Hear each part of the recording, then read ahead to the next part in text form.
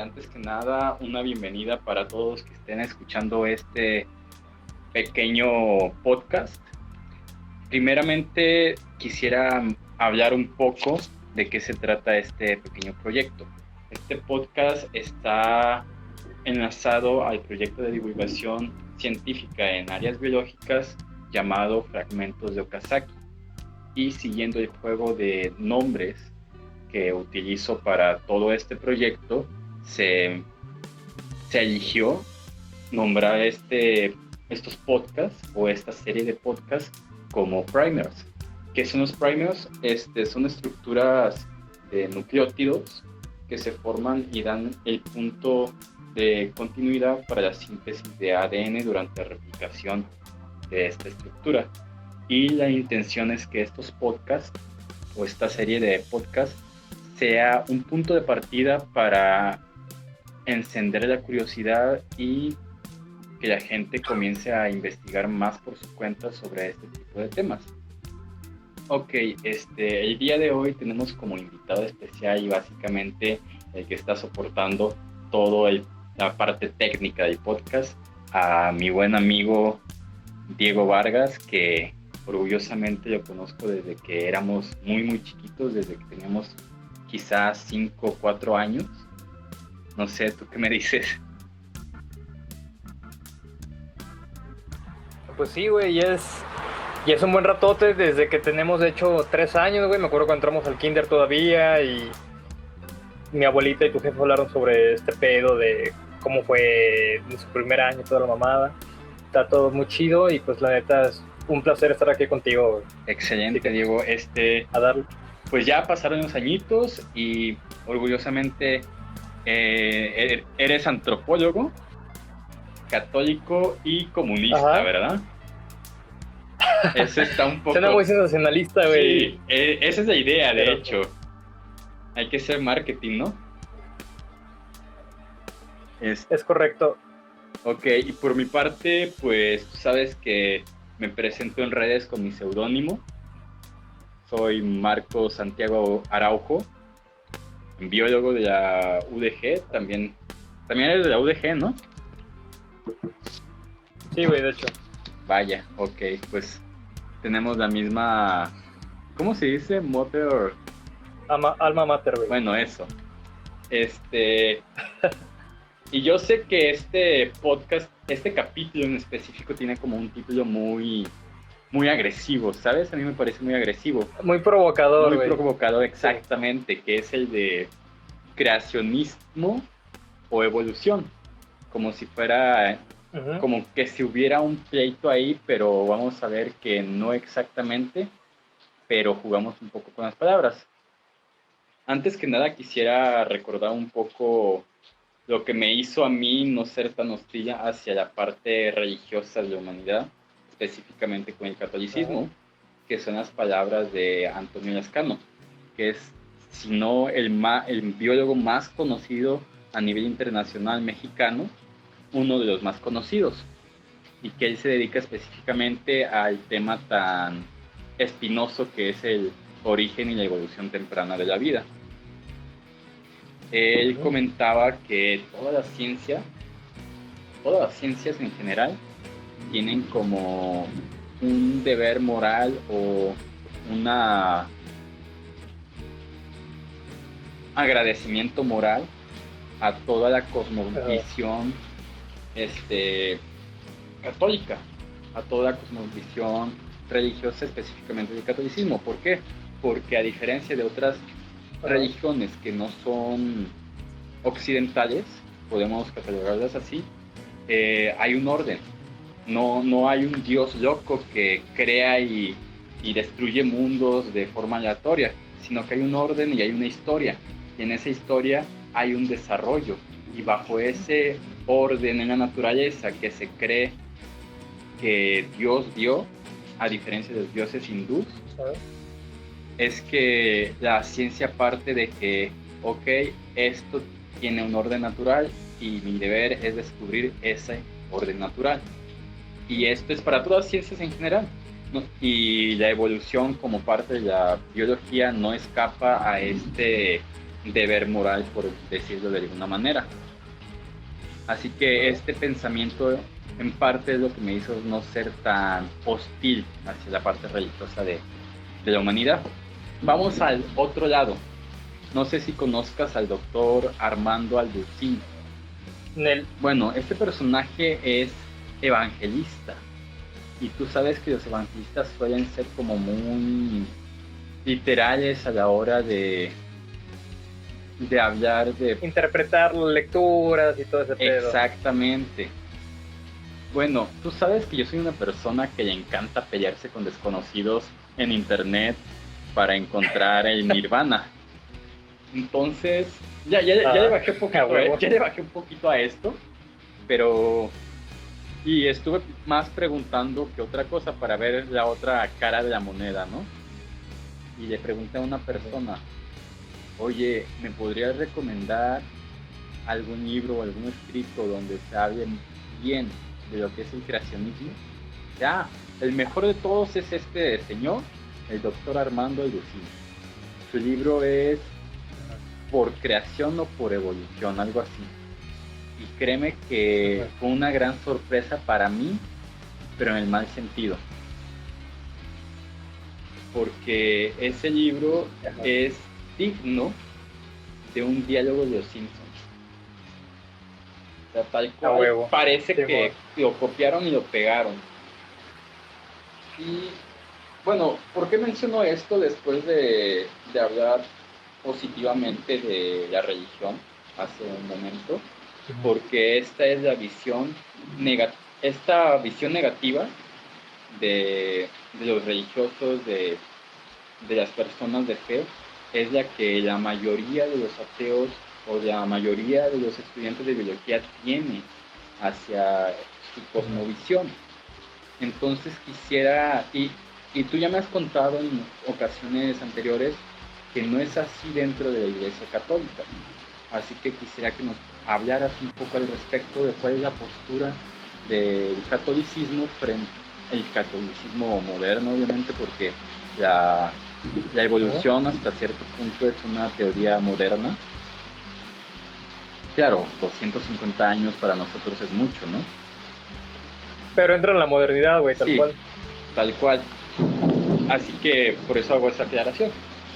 Y quisiera que nos hablaras un poco de cuál es si hay como debate dentro de los círculos de la iglesia formal o más bien la iglesia letrada, porque dentro del pueblo llano, claro que lo hay, y hay las opiniones son todo menos homogéneas.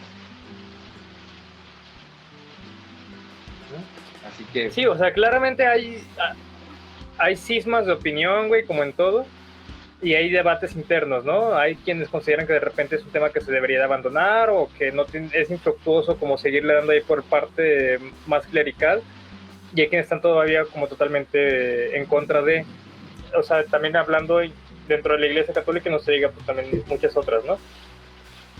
Pero, por ejemplo, lo que comentaba, no había leído el autor que comentabas tú, pero por ejemplo lo puedo remitir un poco a Santo Tomás de Aquino. Digamos que en el siglo 12, 11, todavía vienen como todos estos debates, güey, en torno a cómo entender las escrituras y cómo entender como la obra divina, ¿no? Todo este pedo. Entonces hay como dos vertientes, ¿no? Hay una que es como más ortodoxa en el sentido de vamos a entender las escrituras, a irnos ahí directamente, ver qué nos pueden revelar sobre la verdad, porque aparte digamos que la concepción que tenían sobre el conocimiento en ese entonces era diferente, ¿no? Entonces haz de cuenta que más bien era como una idea de que el conocimiento llegaba por revelación divina, un poco. Okay. Y que tú al estar estudiando las escrituras podías llegar como a esta gran verdad trascendental de Dios y su obra y todo el pedo. Y está la otra que, por ejemplo, es la atomista, en oposición a la escotista, por ejemplo, que dice de que no, o sea, a final de cuentas no podemos interpretar a Dios o la naturaleza de Dios a partir de las escrituras solamente, en dado caso, sino más bien a partir de su obra. O sea, el conocimiento total de la obra de Dios, lo que es el mundo físico, natural, nos puede llevar a un conocimiento y comprensión de lo que es Dios en sí, ¿no? Y la naturaleza, y ya de ahí como toda la teogonía y la teología y la doctrina secular y todo el pedo.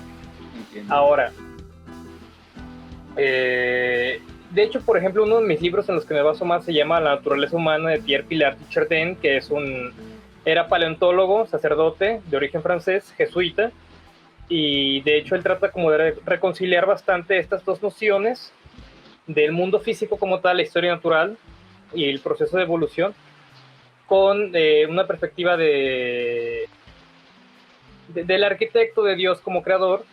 Es un libro prohibido por el Vaticano, de hecho casi todos los de él. Y eso es como un primer punto, pues, pero son digamos, posturas que todavía existen dentro de la Iglesia Católica, depende de qué padre le preguntes. Desafortunadamente, yo sí lo critico, la mayoría de los sacerdotes en México son diocesanos, y la postura diocesana es bastante escueta de argumentos, digamos, como trascendentales o ese tipo de debates, ¿no? Ellos se concentran más que nada como en entrar a una comunidad, mantener el orden, evangelizar, mantener las fiestas patronales y digamos como que todo esté normal, ¿no? Digamos que es la forma de doctrina que más siguen las señoras, las doñitas y todo este pedo, más de apegarse a lo que dice el padrecito y como autoridad y tal. Pero no significa que sean como todas las posturas o que se hayan cerrado los debates. Entiendo. Y precisamente es eso, ¿no? Termina siendo muy naif o muy ingenuo creer que después de todo lo que fue el siglo XIX, siglo XVIII, XIX y XX, lo que se generó en descubrimientos en diferentes áreas y ciencias, tener como esta perspectiva de la autoridad de la Iglesia como el eje conceptual, teológico, de entendimiento del mundo por parte de la Iglesia, ¿no? De hecho, precisamente a eso se refiere Nietzsche cuando habla de que Dios ha muerto, ¿no? O sea, ha muerto la figura de Dios como eje central de la vida humana del Occidente. Entonces creo que precisamente apegarse a ese tipo de posturas tan dogmáticas, más que nada es quedar en ridículo, es una perspectiva naif, muy de niños, o sea, y una terquedad. Precisamente es tratar como de abrir los debates, abrir los círculos de conocimiento y tratar de comprender cómo es que la doctrina católica se compenetra todavía en ciertos sentidos con la cultura occidental, la aldea global que tenemos ahorita y todas las ramas del conocimiento, ¿no? Ciertamente. Comentabas el tema de las iglesias evangelistas y creo que es algo muy interesante precisamente porque en esta idea de la muerte de Dios como eje central de la vida en Occidente, quedan muchos vacíos y al final de cuentas el vacío principal que termina rellenando todo esto como valor central del entendimiento humano termina siendo el capital, el dinero, sus diferentes formas y es la manera en la que nos evaluamos y el fundamento por el cual nos despertamos a trabajar a la mañana, ¿no? Ya salió. Y por ejemplo todo Ajá. Ya salió tu lado comunista. A huevo. Dale. Todas esas religiones que se toman fuerza después del gran movimiento capitalista industrial se fundamentan ya más que nada en un modelo de negocios a cierto punto, ¿no? De aplicar poder político y manejarlo como un capital de cambio con los diferentes gobiernos, incluso generar enriquecimiento económico por ahí. No es como por defender la Iglesia Católica, creo que tiene un chingo de fallas también en ese sentido, y no voy a meter ahorita en eso, igual al ratito. Pero, por ejemplo, todo lo que son los pentecosteses, lo que es la iglesia do Cristo Universal en Brasil, que dio un gran aporte y apoyo a la comunidad, a la postulación de Bolsonaro para la presidencia, lo que es aquí en Jalisco, esta iglesia, la de la Luz del Mundo, que básicamente les lavan el cerebro horriblemente a la gente y lo manejan como botín político para mover votos a favor de ciertos partidos a cambio de que se lleguen a acuerdos políticos o ese tipo de cosas. Es precisamente esta degradación este cambio de paradigma que se da en la sociedad en general, ¿no? Donde ya, digamos, si existe una vida secular apegada a cierta religión, termina quedando en segundo plano porque lo principal es el negocio, lo principal es generar ingresos y mover capital. Entiendo. En cualquiera de sus formas, sea simbólico, sea material, sea efectivo. Y creo que es precisamente lo que ha generado ese tipo de religiones donde es todavía más descarado, no hay como un trasfondo de debate filosófico, que también la filosofía es una mamada muchas veces, la más de las veces, pero o sea, lo que tú mencionabas, se toma como las lecturas de forma muy literal. Y eso tiende precisamente a ese tipo de lógicas, donde el propósito termina siendo más bien adoctrinar a la gente para usarlo como un botín político en términos de eso, ¿no? Generar influencias y capital y todo el pedo. Entiendo. Sí, de hecho, hace un momento te comentaba sobre el pensamiento de Antonio Lascano y siempre después de decir eso había, ok, en un sentido estricto, la visión de la Iglesia Católica no es creacionista, porque el creacionismo es algo que es realmente lo opuesto a la visión científica.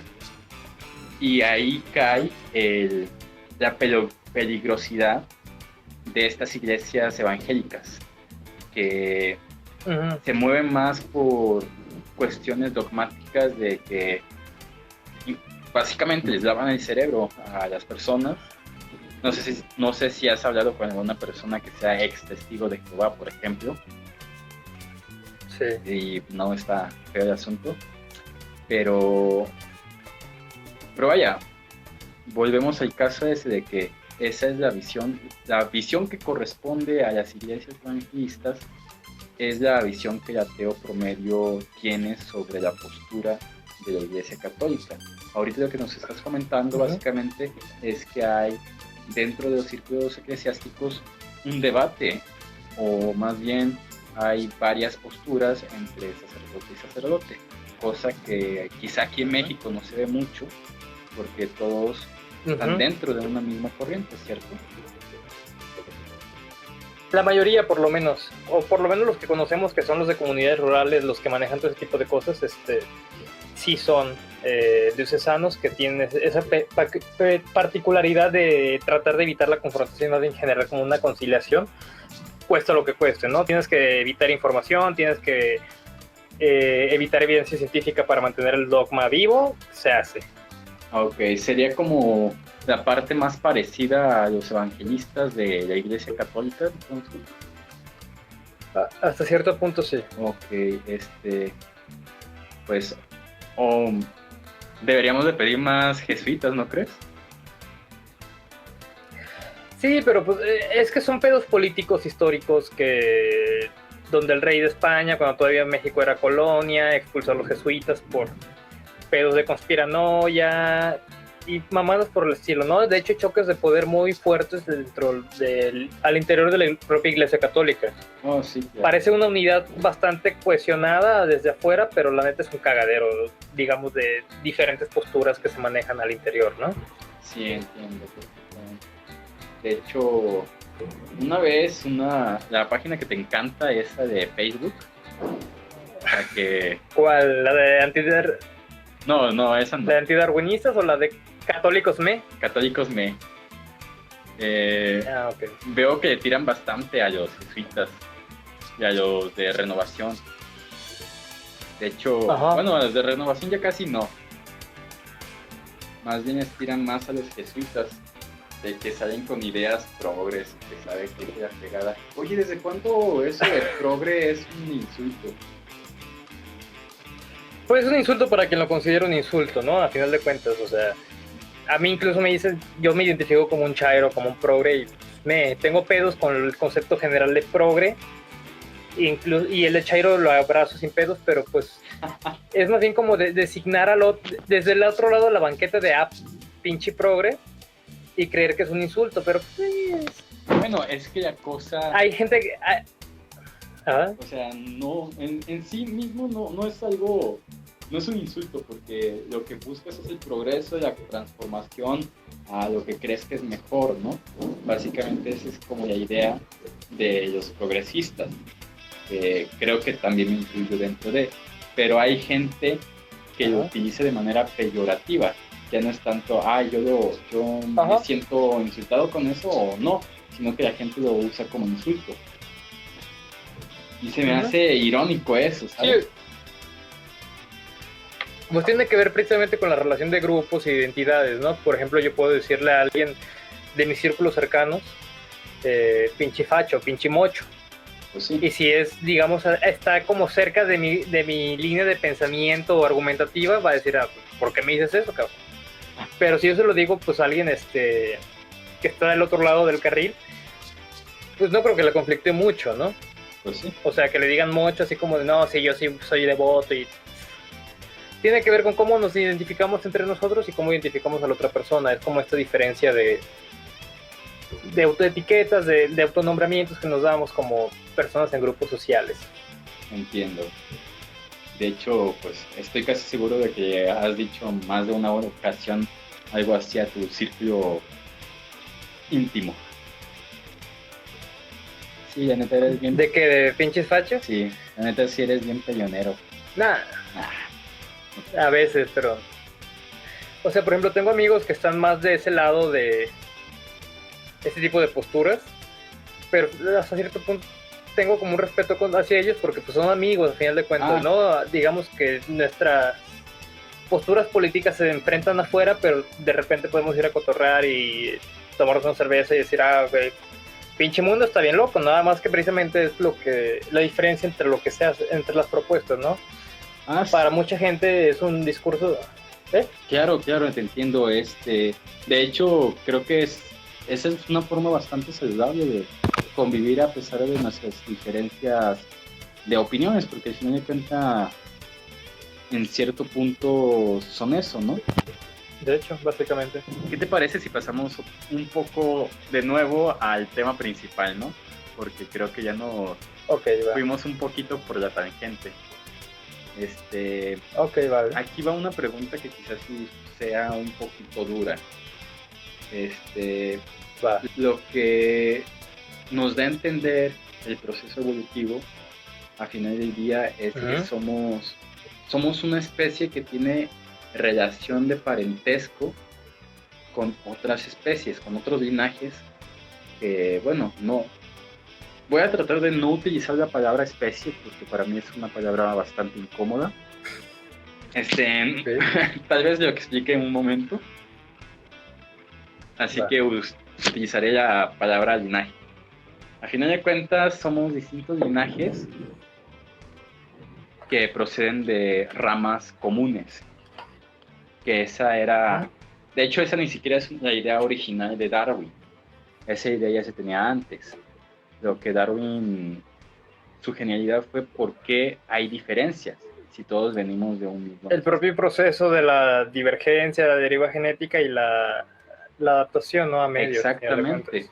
¿Por qué hay diferencias? ¿Por qué hay diferentes especies de tortugas, o linajes más bien? ¿Por qué hay diferentes linajes de aves? ¿Por qué hay diferentes... y todo tiene que ver por un proceso de selección. Bueno, tampoco me gusta utilizar esa palabra. No sé si llegaste a leer ese post. Un proceso de diferenciación en la supervivencia y en la reproducción de los individuos dentro de un linaje. Ok. Así le voy a decir, porque no me gusta decir selección natural, ¿sabes? Tengo mis... Sí, te entiendo. Bueno. Tus críticas a ese concepto. Ajá, exacto. Quizás lo mencionaremos más adelante. Pero...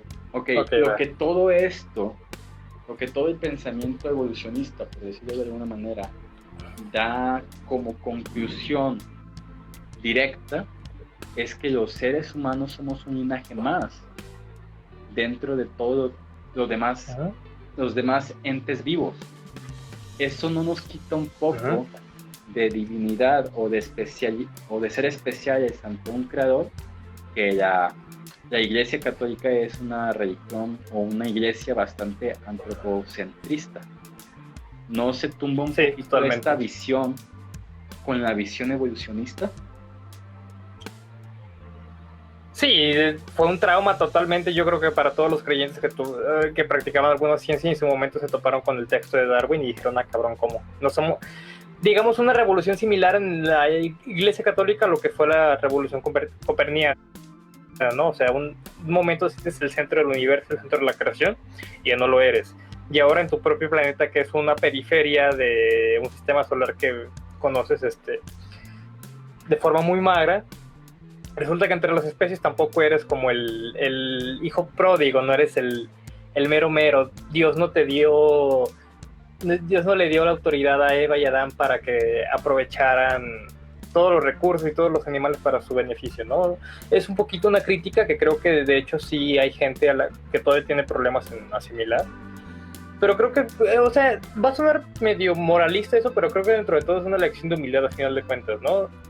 Entre esta idea antropocentrista de un ego humano como la obra perfecta de un creador consciente, porque ahorita también tocamos ese pedo, resulta que no lo eres, ¿no? Eres uno más, hay una deriva genética, hay una evolución constante que va por situaciones, digamos, de casualidad dentro de los diferentes medios, y al final de cuentas aquí estamos, y por mucho de que hagamos gala de la razón que presumimos tener, del sistema, de los sistemas de pensamiento, la capacidad del lenguaje, todo eso, pues es una mera casualidad que hayamos llegado a este punto, y hay gente que le conflictó mucho, ¿no? Es como darse cuenta de que son adoptados o que su papá no son los hijos favoritos de papá, cosas por el estilo.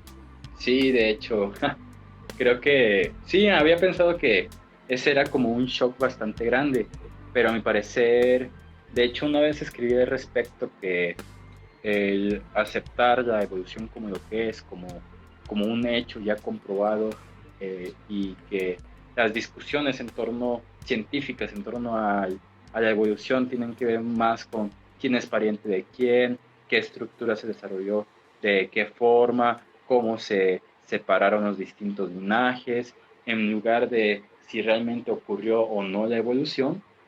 Es muy importante, o es bastante, como tú dijiste, un choque de humildad, porque el saberte, pues ahora sí, un animal, un ser vivo más, te conecta con todos los demás especies o todos los demás seres vivos, porque eres parte de, porque eres parte del ecosistema, eres parte de una cadena trófica, quizá eres parte, y no solamente eso, sino que eres completamente dependiente de los sistemas biológicos que existen a tu alrededor, y si los escupes, te estás escupiendo a ti mismo, y es lo que estamos haciendo ahorita.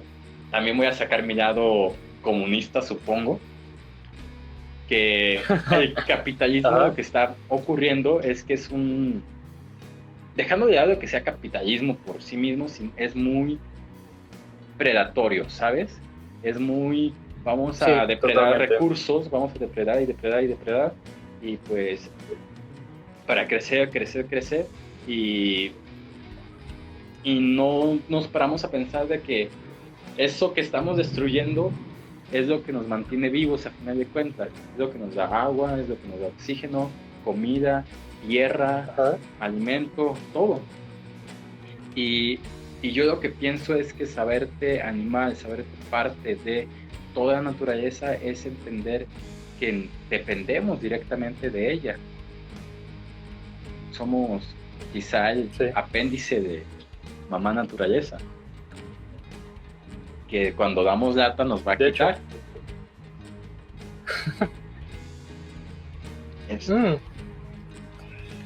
Incluso tristemente creo que como plaga somos más resistentes.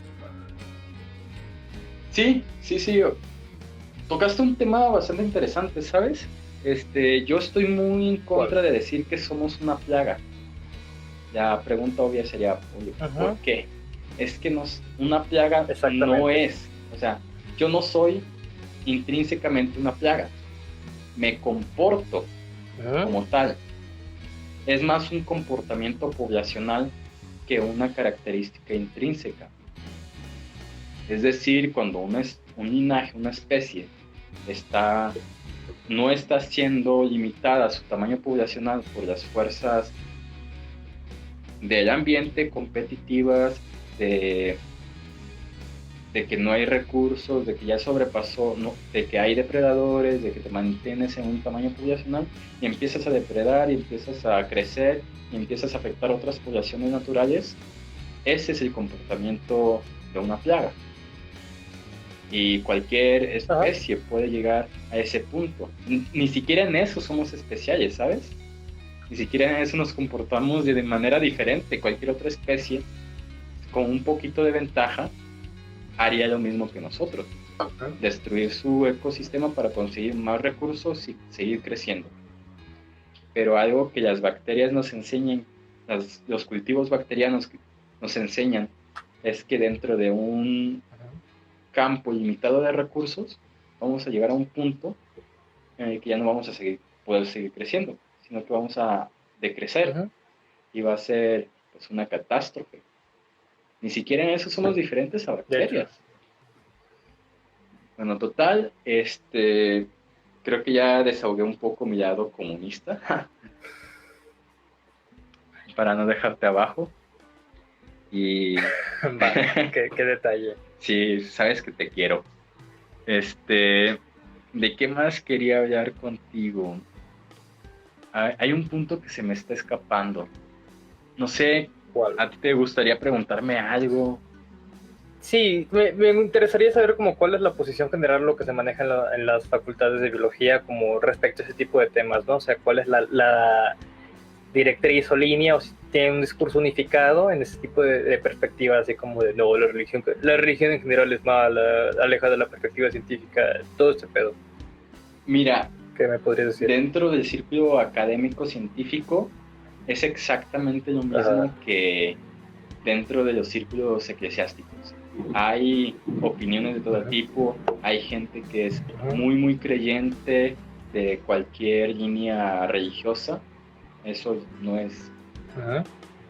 Eso no es... sorpresa como tal. No es sorpresa y no es un factor que determine mucho. Pero hay personas que se dejan llevar por sus ideas religiosas, que intervienen con su trabajo científico. Hay personas que saben separar ambos lados. Hay personas que son un poquito más como yo, un poco más agnósticos. Bueno, más bien estoy intentando ser un poco más agnóstico y más abierto al debate, a la comunicación, a la charla. Porque la verdad yo era casi un mini Dawkins, un pequeño Richard Dawkins. Ya cuando conocí un poco más este personaje dije, no, qué feo. No quiero ser así. Y también está ese extremo, güey. Los que, no, la religión trae puras cosas malas. Es puro retroceso, puro dogmático, no le ha dado nada. Bueno, la ciencia más que puro retroceso, meterle el pie, bla, bla, bla. El que no piense como yo es porque no tiene idea de lo que habla. Y cosas así. Están esos dos polos extremos y dentro hay todo un abanico de variabilidad, como en las poblaciones naturales. Pero ya dentro de lo estrictamente académico, pues digamos que estamos un poquito dentro de la UDG, por desgracia, muy a mi pesar, estamos un poquito atrasados o desactualizados en cuanto a temas sobre origen de la vida, ¿sabes? Todavía vemos el temario que toca esa parte y es como de, no, pues está la teoría del caldo primordial de Miller, si mal no recuerdo. Y eso ya es de bastante tiempo, güey. O sea, se ha avanzado muchísimo en esa área. Se han hecho muchas otras síntesis, se han propuesto modelos de síntesis proteica abiótica, ensamblaje espontáneo de polímeros, que espontáneo también es una palabra que causa mucho conflicto en la gente, ¿sabes? Pero esto es principalmente porque no se entiende qué significa espontáneo dentro de la química, más que otra cosa. ¿Qué más? Estamos muy atrasados dentro de lo que es origen de la vida. Y tú dirías, pues bueno, eso no tiene mucha relevancia dentro de los círculos ya profesionales. Pero luego ocurre lo que acaba de ocurrir, una pandemia. El estudiar origen de la vida, tú te podrías preguntar, como mucha gente me preguntó, ¿para qué estudias eso? Nunca vas a estar 100% seguro de lo que será y pues de cómo fue y pues ese conocimiento, pues ¿de qué sirve? Nomás para como una curiosidad de que, pues, pudo haber pasado así, ¿no? Uno podría pensar eso, pero resulta que los estudios sobre los modelos del origen de la vida y la evolución temprana de la vida se basan en la investigación de vías metabólicas no celulares o vías de síntesis de biocompuestos de forma fuera de lo biótico. Entonces todas esas técnicas que se utilizan para estudiar eso pueden ser utilizadas en la fabricación de fármacos, en la fabricación en la síntesis de vacunas. De hecho, el laboratorio de origen de la vida de la UNAM ya propuso un posible fármaco contra el COVID. Y son personas que se dedican específicamente a eso, al estudio del origen de la vida. Y salió algo bueno de ahí para todo el país, quizá para todo el mundo. Y por eso digo que, muy a mi pesar, estamos un poco atrasados con esa línea dentro de la biología, en nuestra alma mater. Pero no hay más que pues presionar un poco para que las autoridades universitarias tomen cartas en el asunto. No, mira, respecto a eso creo que es como también infructuoso hacérsela de pedo a la universidad por esto, ¿no? A final de cuentas es precisamente lo que te decía hace rato, es un valor valorizante el tema del dinero, o sea, entonces la sociedad en sí lo que está buscando es producir mercancías, producir dinero, o sea, aunque te sirva para pura madre en algo productivo realmente, el chiste es producir, ¿no? Algo que puedas vender y que puedas sostenerte.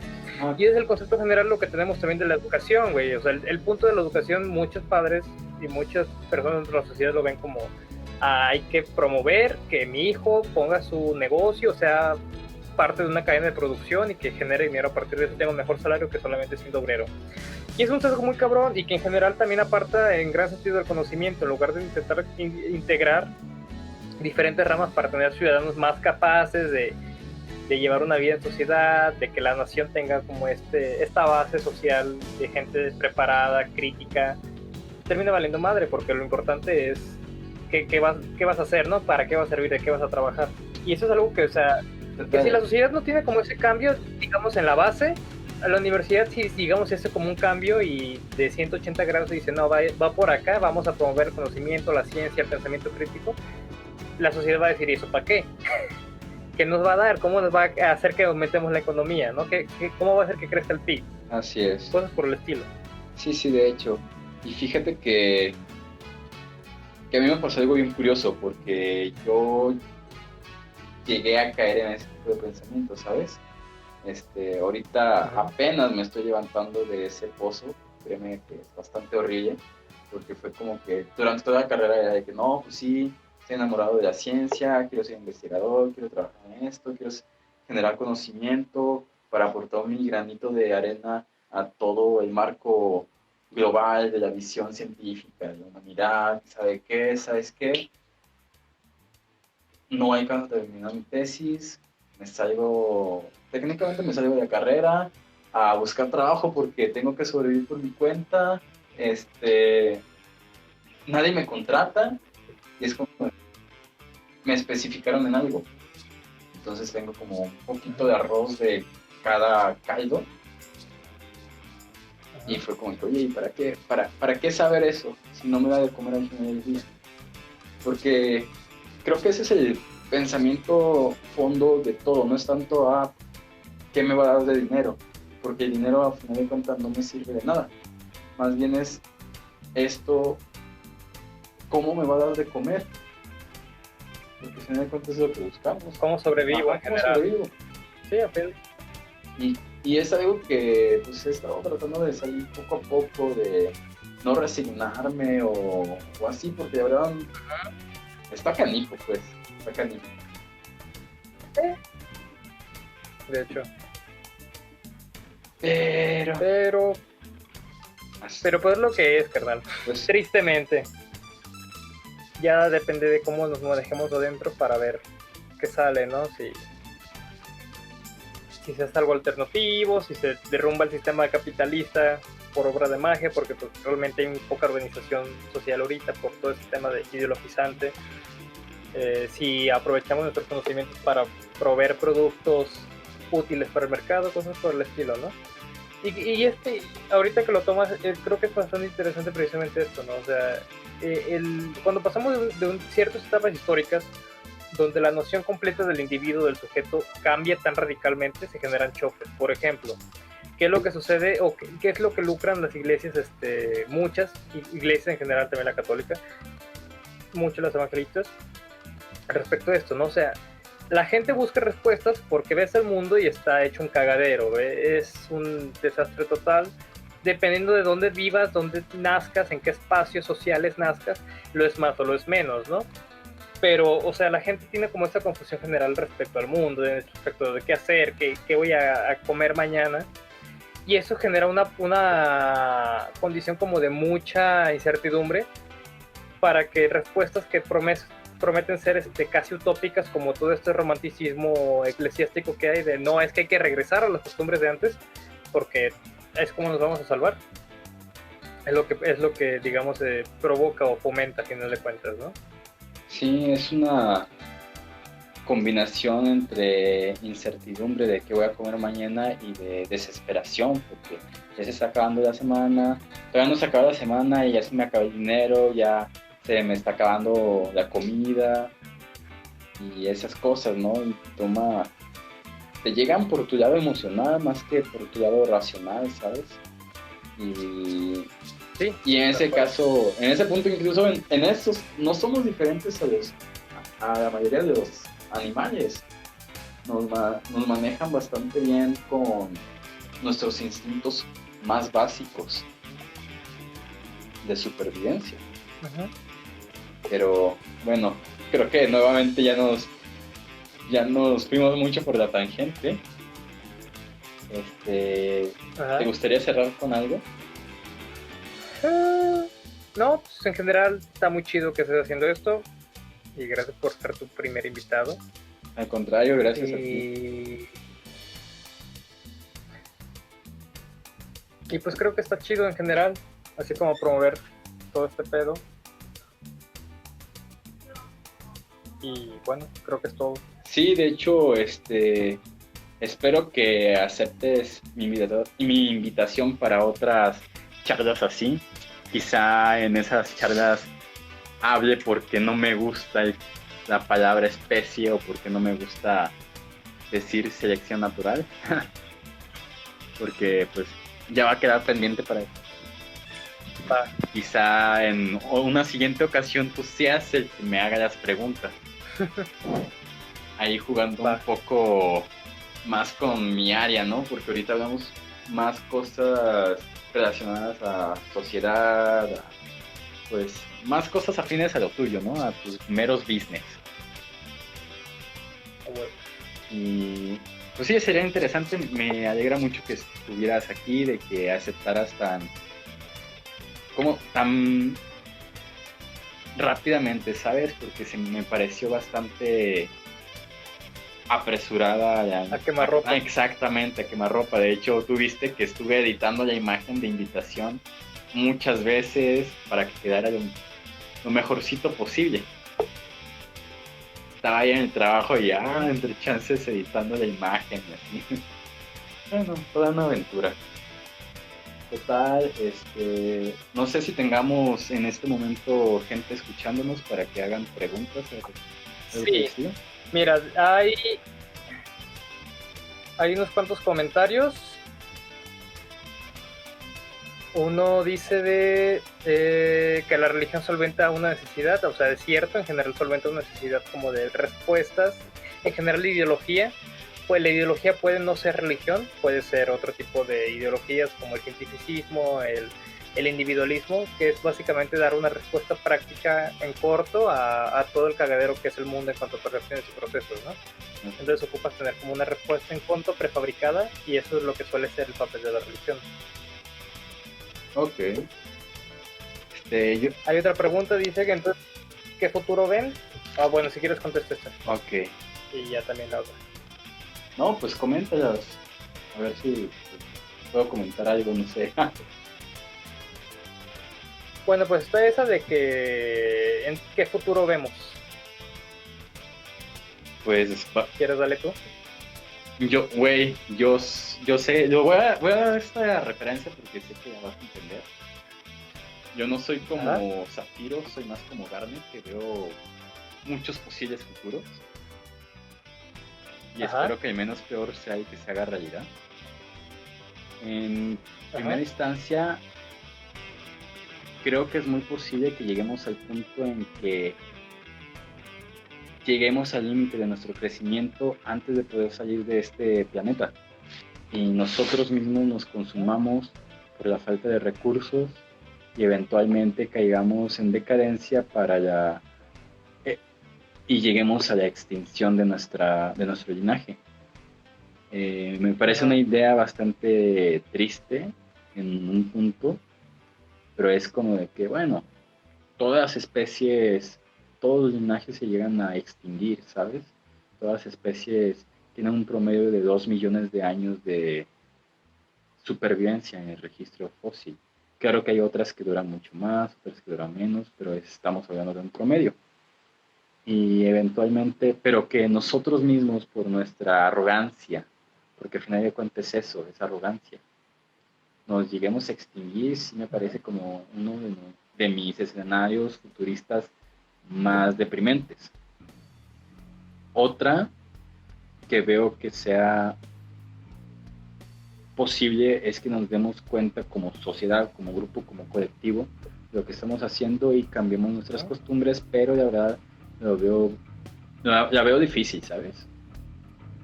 Porque el sistema en el que vivimos es muy cómodo.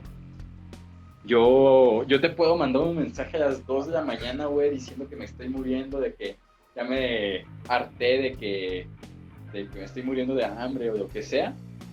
Pero al final del día, nomás es un pequeño momento de desesperación y al día siguiente se me pasa y voy muy a gusto al gimnasio y pago mi mensualidad y todo eso es por el sistema. Y te compras tus chochos y todo el pedo. No, ahí sí es en serio que no tengo ni para eso. Sí. Esas madres son muy caras.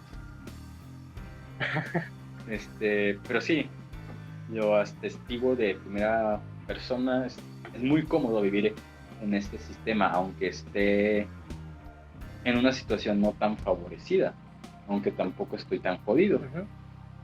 Y creo que esos son como los dos extremos, ¿sabes? De lo que veo.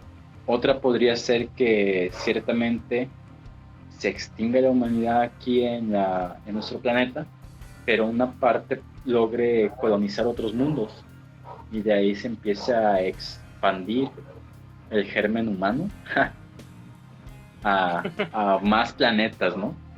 Eso sería como bastante bonito, ¿sabes?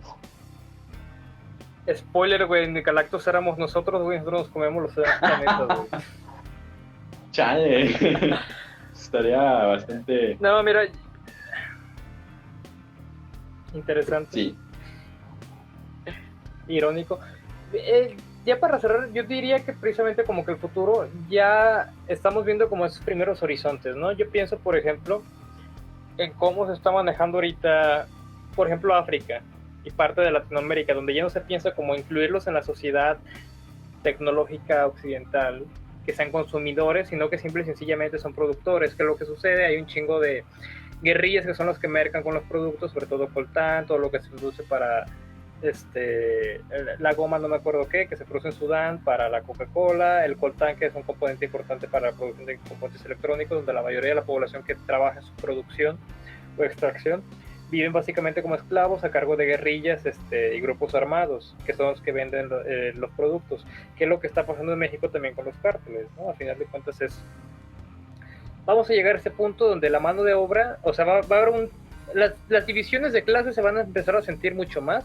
Todo este proyecto del estado de bienestar que salió a mediados del siglo XX va a terminar por derrumbarse, y yo creo que va a ser un momento de crisis muy importante, ¿no? Porque va a ser o nos volvemos a organizar todos y volver a pelear como por derechos, como pasó precisamente en el siglo XIX, o va a ser como esta continuación del Imperio Romano con microempresas que son las extractoras y un gran capital al que son los compradores, ¿no? Y vamos a estar todos viviendo tranquilamente como esclavos sin ningún pedo. Yo espero que eso no llegue a pasar para nuestra generación. Suena muy egoísta, pero la verdad espero no llegar a vivir eso. Ajá. Así que, no sé. ¿Alguna otra pregunta? Creo que no, ya no hicieron más. Chale, qué aburridos son. Bueno, pues ¿Verdad que sí? nuevamente, Diego, muchas gracias por aceptar y por ayudarme dentro de la producción de este pequeño podcast que espero, bueno, por lo menos nos divertimos, ¿no? Fue bastante entretenido. A huevo. Y te digo, espero que próximamente, y no solamente próximamente, sino que pronto podamos hacer esto de nuevo. Quizá ahora sea la revancha, tú me hagas preguntas incómodas. Aunque creo que no te hice preguntas tan incómodas, ¿sabes? Creo que te la dejé suavecita, te la dejé barata. Uy. Bueno, creo yo. No sé tú cómo te hayas sentido. No, de hecho sí. Porque sí. De hecho sí, güey, bastante cómodo. Estoy acostumbrado a otro tipo de ataques que sí duelen, güey. Pero todo chido. Bueno, es que, bueno, no estaba tan intencionado a atacar, ¿sabes? Más bien eran dudas que yo tenía y que pienso que mucha gente también puede llegar a tener, ¿sabes? Puede tener, a huevo. Y es como lo más promedio dentro de los ateitos de internet. Tú que eras ateo. La generación Dross, güey. Ándale, tú que eres de esa generación. La generación Dross, güey, ateo marca Dross, a huevo. Debo de presumirte que yo no soy de esa generación, ¿sabes? Yo en mi pubertad sí era un niño bien, iba a la iglesia y toda la cosa, ¿sabes? A huevo. Pero todo cambió Te faltó quemarte en la... Sí. Pero todo cambió cuando la Nación del Fuego atacó. A huevo. Bueno, pues nuevamente muchas gracias. Estamos como en los ranchos que nos despedimos cada 5 veces. Acá. Ajá. Pero no sé, ahora cómo se termina esto. Pues nomás, muchas gracias por quienes vieron, todo chido.